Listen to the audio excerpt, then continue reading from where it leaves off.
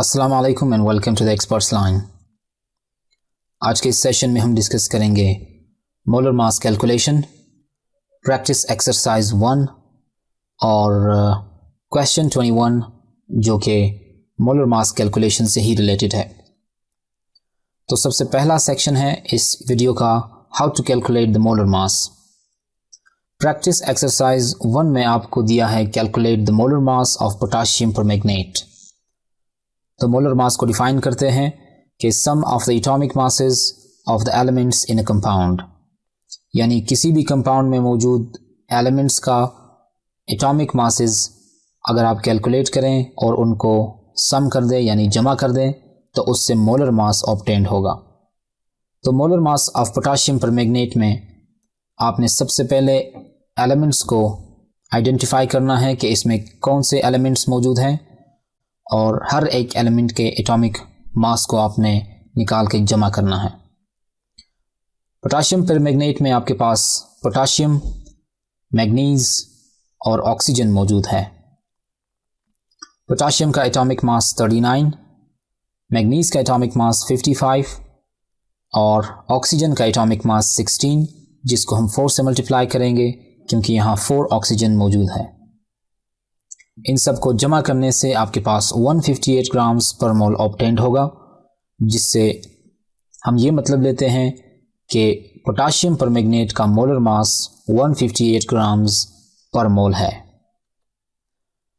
आज के सेशन का सेकंड सेक्शन है calculate the molar masses of the following, जो कि smart syllabus for winter zone में क्वेश्चन नंबर 21 को कवर करता है।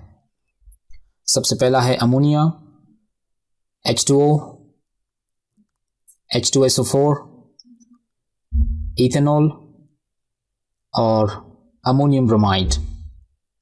तो मोलर मासेस का फार्मूला आपको पहले से पता है, जो कि है सम ऑफ द एटॉमिक मासेस। तो सबसे पहले प्रॉब्लम को सॉल्व करते हैं। NH3 यानी अमोनिया का मोलर मास कैलकुलेट करना। तो molar mass ammonia is equal to its sum of atomic masses.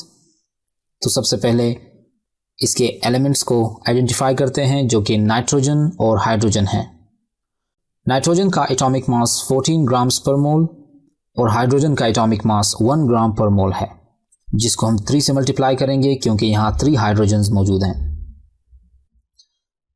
इन सब को जमा करने से आपके पास 17 ग्राम्स पर मोल आता है, यानी अमोनिया का मोलर मास 17 ग्राम्स पर मोल है।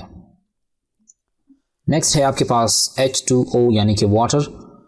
यहाँ पे हाइड्रोजन और ऑक्सीजन मौजूद है। हाइड्रोजन का एटॉमिक मास 1 ग्राम पर मोल मल्टीप्लाइड बाई 2 और ऑक्सीजन का एटॉमिक मास है 16 ग्राम पर मोल। इनको सम अप करने से आपके पास 18 ग्राम्स पर मोल आते हैं, यानी वाटर का मोलर मास 18 ग्राम्स पर मोल है। नेक्स्ट है आपके पास सल्फ्यूरिक एसिड। सल्फ्यूरिक एसिड में हाइड्रोजन, सल्फर और ऑक्सीजन मौजूद है। हाइड्रोजन का एटॉमिक मास 1 ग्राम पर मोल मल्टीप्लाइड बाई 2, सल्फर का एटॉमिक मास 32 ग्राम्स पर मोल और ऑक्सीजन का एटॉमिक मास 16 ग्राम्स पर मोल मल्टीप्लाइड बाई 4। ये सब जमा करने से 98 ग्राम्स पर मोल आते हैं। तो सल्फ्यूरिक एसिड का मोलर मास 98 ग्राम्स पर मोल होगा। फोर्थ पे है आपके पास इथेनॉल, जिसमें आपके पास कार्बन, हाइड्रोजन, ऑक्सीजन और एक टर्मिनल हाइड्रोजन मौजूद है। कार्बन का एटॉमिक मास 12 ग्राम्स पर मोल मल्टीप्लाइड बाई 2, हाइड्रोजन का एटॉमिक मास 1 ग्राम पर मोल मल्टीप्लाइड बाई 5 क्योंकि यहाँ 5 हाइड्रोजन मौजूद है। ऑक्सीजन का एटॉमिक मास 16 ग्राम्स पर मोल और हाइड्रोजन का एटॉमिक मास 1 ग्राम पर मोल है। इन सब को जमा करने से आपके पास 46 ग्राम्स पर मोल ऑब्टेन्ड होता है, यानी इथेनॉल का मोलर मास 46 ग्राम्स पर मोल है। लास्ट है आपके पास अमोनियम ब्रोमाइड, जिसमें नाइट्रोजन, हाइड्रोजन और ब्रोमीन के एटम्स मौजूद है। नाइट्रोजन का एटॉमिक मास 14 ग्राम्स पर मोल, हाइड्रोजन 1 ग्राम मल्टीप्लाइड बाय 4 और ब्रोमीन है 80 ग्राम्स पर मोल। इन सब को सम अप करने से आपके पास 98 ग्राम्स पर मोल ऑब्टेन्ड होता है, यानी अमोनियम ब्रोमाइड का 98 ग्राम्स पर मोल के इक्वल होगा। ये था आज का सेशन जीर्स। मिलते हैं नेक्स्ट सेशन में। Thank you very much for watching.